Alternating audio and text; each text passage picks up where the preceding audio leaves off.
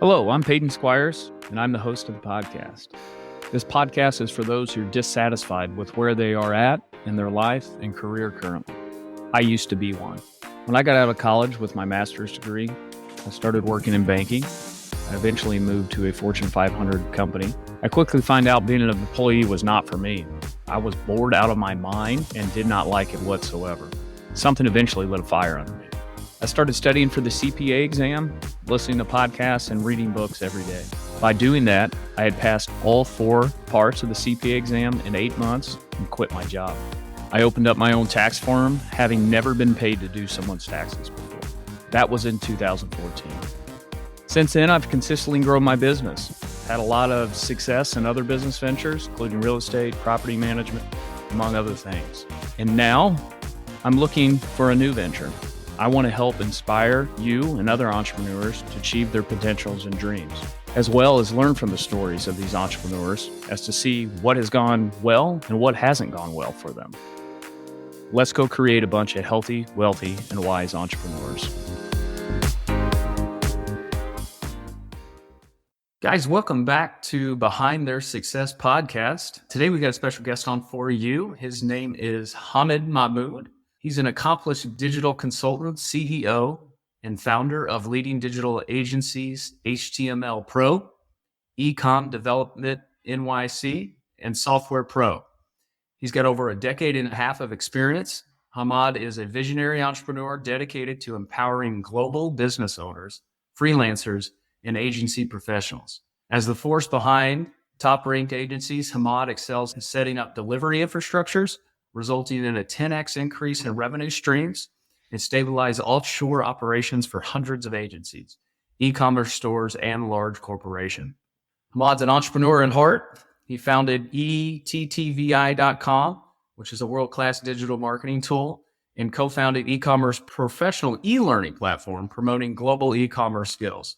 He also established Ethical Pro, a platform fostering ethical values. He has recently came out with a new book called 7-Figure Agency Mindset, A to Z.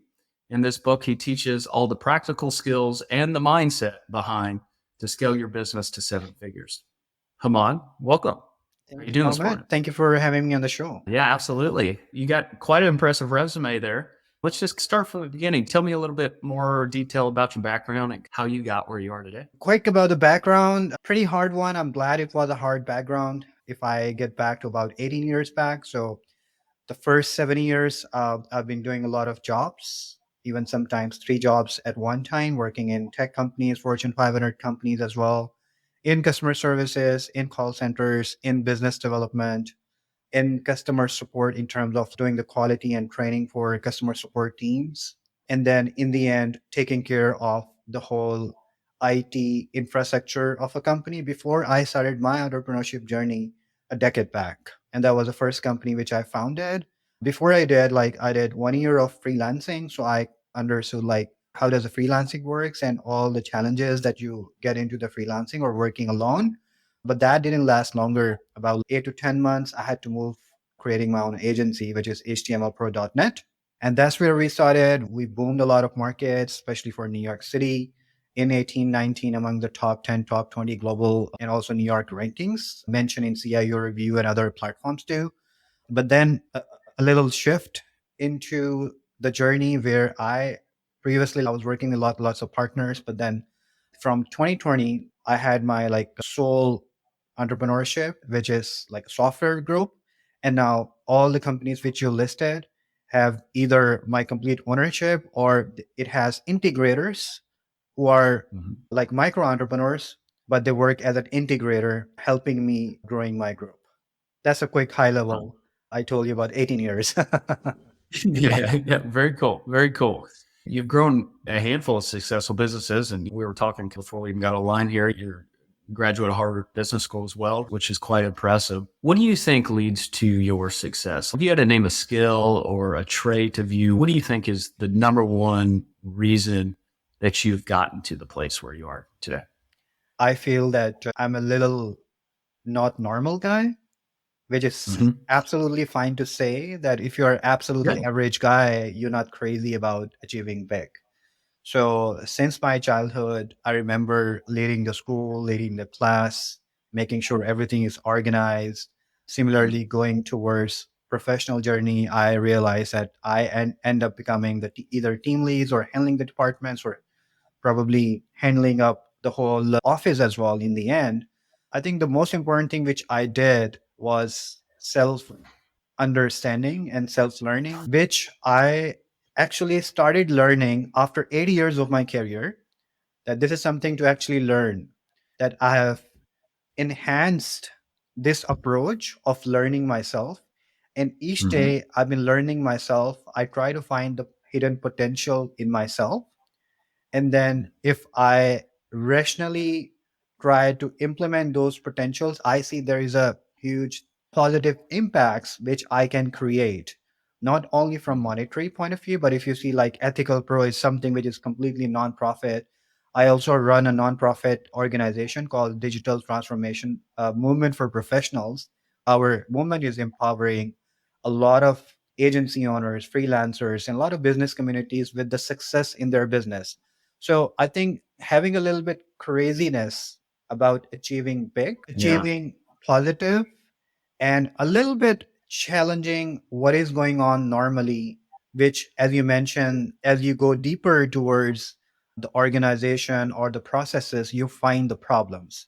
So I found a lot of problems, and I potentially saw where I can actually hit back and improve those methods, improve those processes, even on national scale as well. And I think there is a huge drift.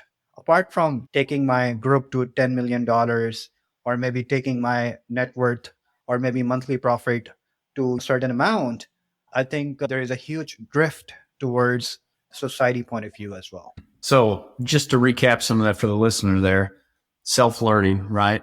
So self-learning that you do that to constantly be developing. So can you give me, how do you do that? Or how do you go about deciding what do I choose? What do I go after to, what kind of resources do you read, podcasts? Like, how do you decide what to do to develop yourself? I think the easiest way to self learn is indicators or indications. So if you have analytical skills, then you actually benchmark yourself with people who are achieving the same. And then you have to see that, okay, at this age, has someone been able to do better than you or less than you? If you have been faster in that pace, so probably that's one of your strengths, that you're achieving it so fast. You also have to check what things do you like to do. Just like you mentioned, you like doing podcasting, and probably I hate filling up the tax form. So and that is clearly an indicator that myself or my comfort zone or my passion is probably the talking or being extrovert or exchanging ideas, and not probably the programming. So when the things were progressing, benchmarking others, that's the first indicator. If you're doing better than a lot of other people, that means that's something in your core as well. Then number two thing is you have to check yourself. If you are organizing everything in your home, organizing everything in your office, and people are praising it, hey, your office is very organized, that means being organized is your potential, is your strength as well. So you actually have to see that what people are actually praising for you as well. So Yeah, that's if good. people are actually praising you for doing those things, so that means that could be your potential area as well. So you have to benchmark with similar people.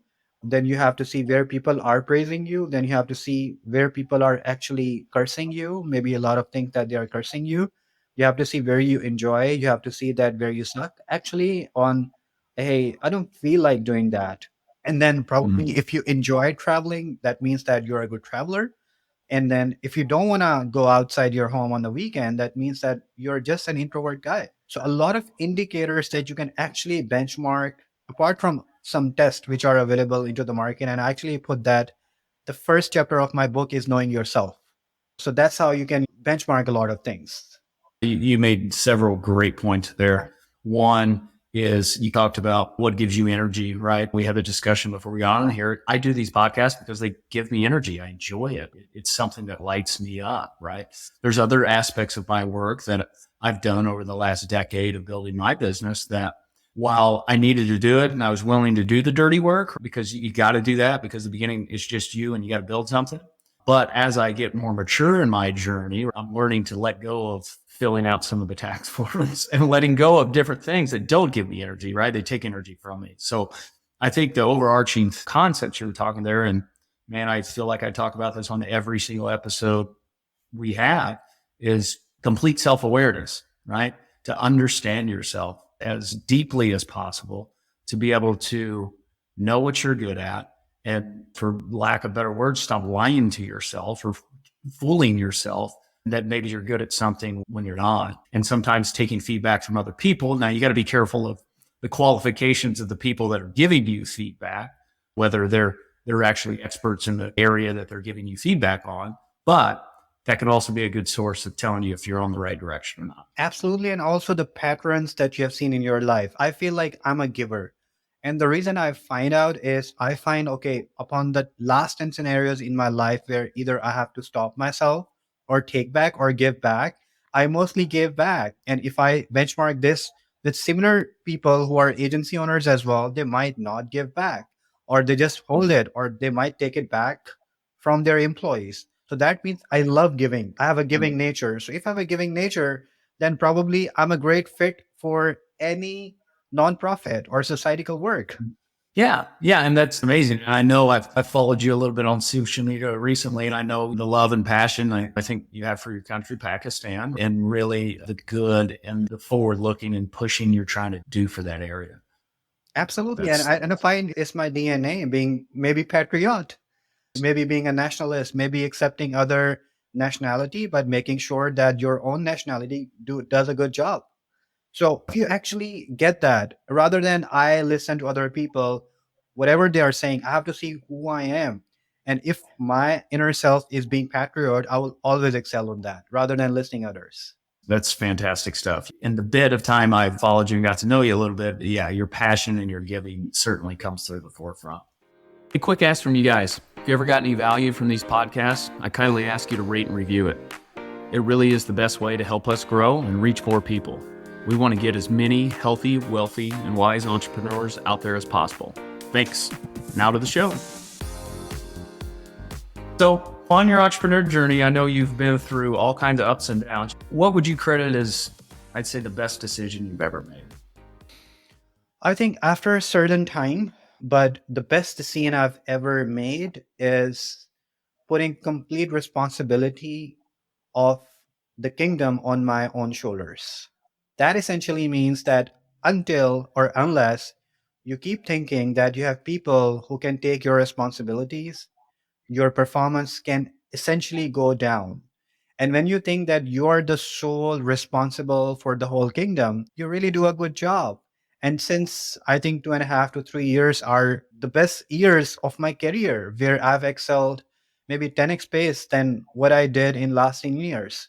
So that essentially means the best decision is that for any entrepreneurs, where you think you have to probably bring on partners or people, or where you feel paralyzed or where you feel procrastination, you also have to understand that you're actually compromising maybe the money, you're compromising your values. Not two people have the same nature, not two people have the same values, not two people may not have the same vision itself about the company or the goal. They might have a separate personal goals, and I might have a separate personal goal. So the best decision I've made is sitting on top of the group and then creating a justice among other people, but with full control. That's some really good stuff. Going through the best decision you've made.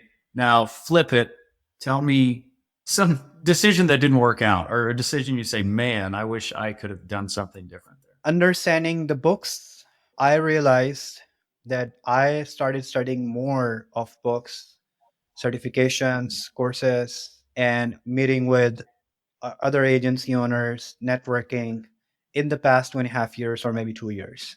And when you try to groom a little bit up, you actually find the way. When you sit with better people, just like Gathering the King is a mastermind, you see that, okay, someone is sitting at $40 million. What are you doing at $4 million? So I think you should not be isolated as an entrepreneur. This is what I felt. And the first 7 to 7.5 years of my entrepreneurship journey, I had a few people to consult with, maybe two to four, five, but I did not have the grace to keep on learning or Mm. keep on excelling. And I feel like the learning which I did in past 3 years, a lot of certifications, meeting or sitting with a lot of entrepreneurs, read a lot of books, polished myself. If I had the same craze maybe 9 years back, I may have been like maybe four times up.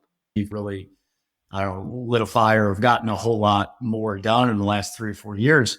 And maybe the first 7 or 8 or whatever, you didn't have that. My journey almost matches that perfectly. I've ran my business for 10 years now, started in 2014. And I would say at least up until 2018, 19, wasn't until I feel like I started to wake up a little bit. You know, those first handful of years, it was just me flailing around trying to make some money, right? And it wasn't until I'd say that 2018 timeframe, maybe 19, where my self-education became the number one priority. I got to the point of reading 100 plus books a year slash, listen to podcasts all the time. And even in the last couple of years, while continuing to do that, I've really even taken it another level by surrounding myself with people like you and these other groups that are maybe a few steps even ahead of me that, man, if I can just latch on and learn a couple things from them and network them, it's so much easier for you to spring forward. No, you're absolutely right, man. And this is a message if young entrepreneurs are listening to us, that being an entrepreneur is not an ultimate. You should keep on evolving. You should keep on learning. Yes, initial few years of entrepreneurship is really hard, especially a couple of years or 3 years where you're organizing yourself. But at the same time, anytime you did not spend in reading or studying, even in your employment time or in entrepreneurship time, you're actually gonna miss that. And then you probably I'll be 37 this month. Then you will actually have to benchmark yourself with other people who are 37 but maybe 10x than you. Then you have to find out what are the mistakes or where I lagged. And that's probably exactly the thing that you lagged. Getting out of your comfort zone, you would definitely regret at a time that I should have done that earlier, for sure. Yeah, absolutely. And it's amazing as I started going down and continue developing and listening to stuff and listening to entrepreneurs that are further ahead of me. And even like join, we're in the mastermind group together as Gathering the Kings, that even when I first joined there, I had a little bit of an imposter syndrome, or man, I'm coming in this group and there's all these successful people. Like, who am I? Right. And that's where you're talking about getting out of your comfort zone. I'll just go on here. Hopefully I can provide some value and I'm not just a total waste of space in here, but it's just that matter of getting out of that comfort zone and pushing yourself. And you made another good point there about implementation, all the reading and listening. That stuff is fantastic, but people also will sit there and get stuck in that hamster wheel of, I'm just going to continue to get all this head knowledge, but not actually execute on any of it. One thing I realized that when we were in schools or in colleges, we were not able to actually practically visualize what we're doing as of today.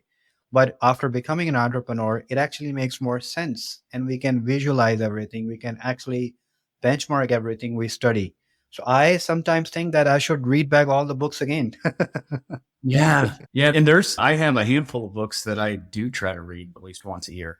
And they say, the same man never steps in the same river twice because the river's different and the man's different. That, you go back and a lot of these, the really good books, the books that have standed the test of time, going back and reading those, so many things in there will just absolutely hit you way different because the first time you read it, you didn't even understand it really to the level that you can now.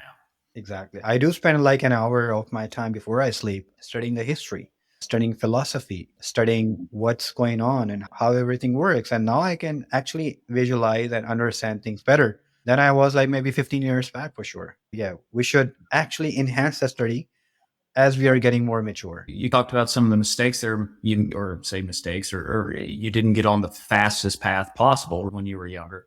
But so if you could go back 10 years in a business and you could go back and tell yourself one piece of advice would you give yourself 10 years ago from your perspective today? The funny thing is that we were able to hit a couple $1 million in the revenues back in 2019. And that company was actually a group of different partners. Like we had about 4 to 5 different partners who were working at the same time. And when I split it up mid June, and I did exactly the same thing as you mentioned. So I had to start solo, like a solo entrepreneur, and I had to start my team right from the scratch again. So it was a discontinuation that I had to build my teams again. It took me exactly 1.25 years to reach the first $1 million. So the Yes. first one took, let's say, 6 to 7 years. The second one took 1.25 years. Mm-hmm. And if you ask me, like, what was the difference?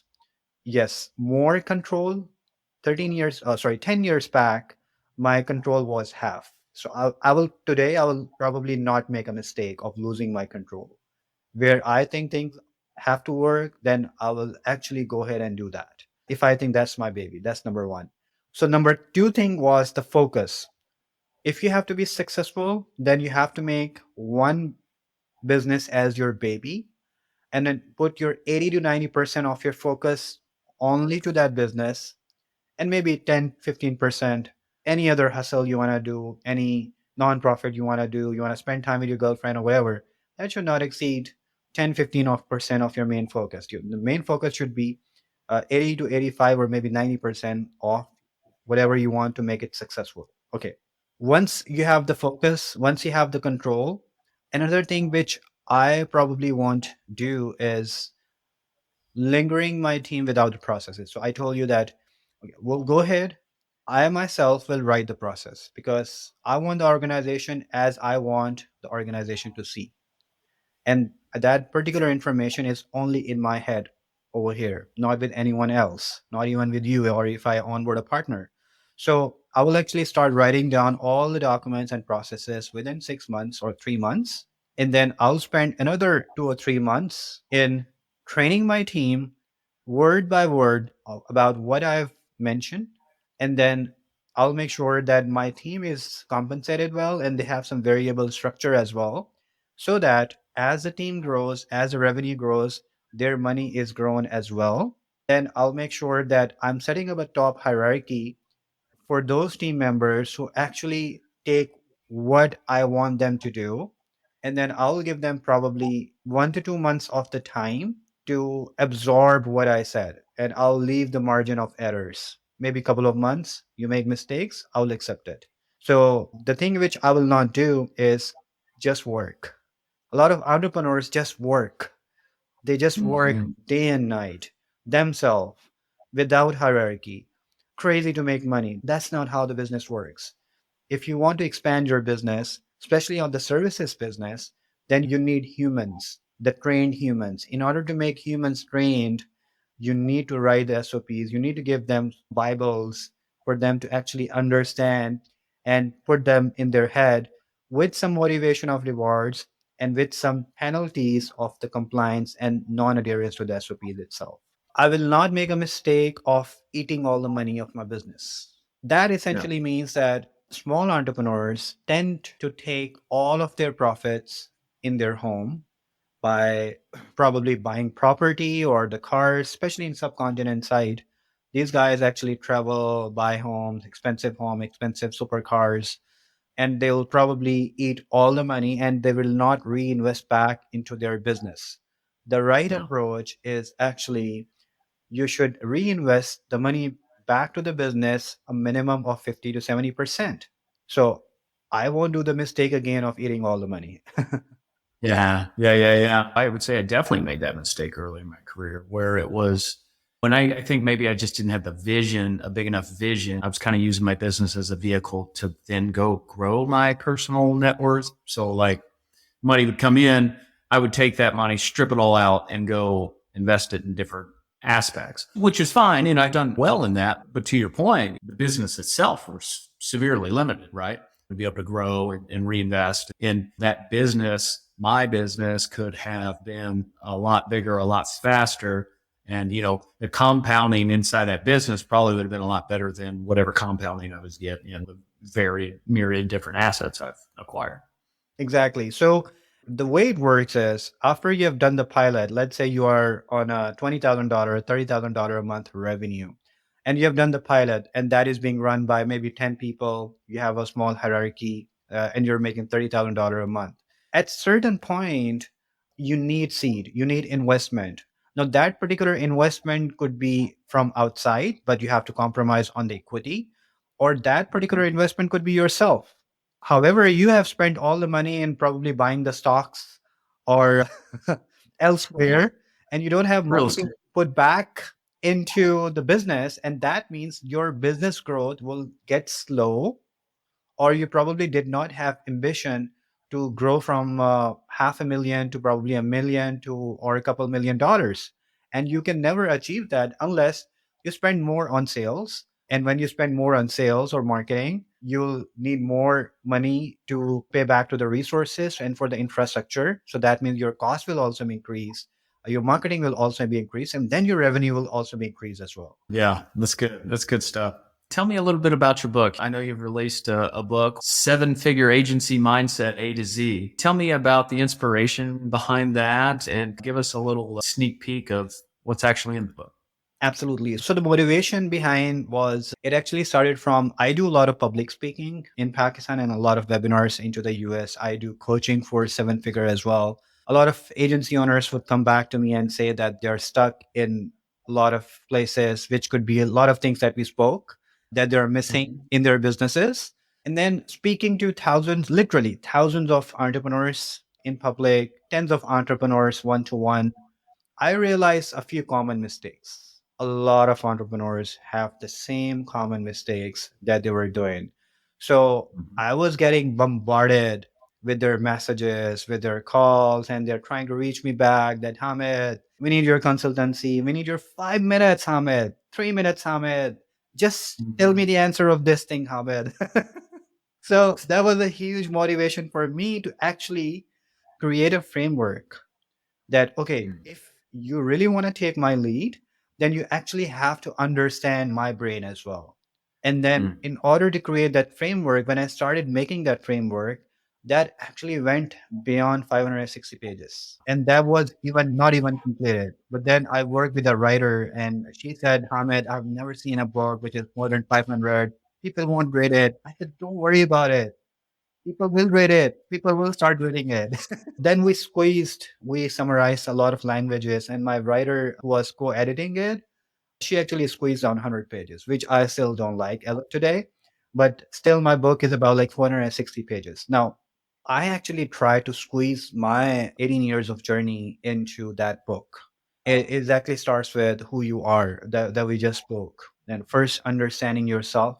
So there are two markets which I represent. So I represent the subcontinent market. I represent the American market as well. So after understanding all the markets, the second chapter of my book actually covers about which markets to work in, which country to work in, and why. A lot of elements, which could be profitability, which could be culture, technicality, or the education itself, or ease of doing the business, more transactions, or the index that tells which country is more friendly for international businesses. So the second chapter actually explains about the target market, and then it goes towards branding your agency, which could be the website itself, how to make a website for agency, not a regular website, but what does your homepage should have? What does your inner pages should have? What kind of messaging you should have in your agency in order to be successful? How search engine optimization will work on your agency website? How people will able to find you locally? How are you able to actually penetrate the local ranks in your city, in your state? And then I've mentioned about 12 different channels of sales and lead generation, how to set up the leads using Facebook, using Google, cold Mhm. outreaching, cold calling, cold emailing, search engine optimization through becoming an authority, through webinars, through LinkedIn automation, and a lot of other ways, which I mentioned in my book, about 12 of them. I've also mentioned about leadership traits that how to retain employees as a leader, as an organization, what kind of business models you should follow. Should you hire in-house employees? Should you hire external teams, and why you should hire them? And then some information about entrepreneurship operating system. So telling agency owners about how exactly the top to bottom hierarchy works and how they can actually delegate the task from being very small to big, or big to small. How does it looks like from outside, about setting up the hierarchy, and explain them about traction, explain them about 1 year plan, 5 year plan, or 10 year plan for their business itself. And then some ethical things that they should always keep in mind, and some modules for the HR as well. So, and then we have about like 30 to 40 pages for worksheet itself. After you have studied all the book, you have to actually fill in a lot of details to actually explain what do you do in terms of this, what do you do in terms of that.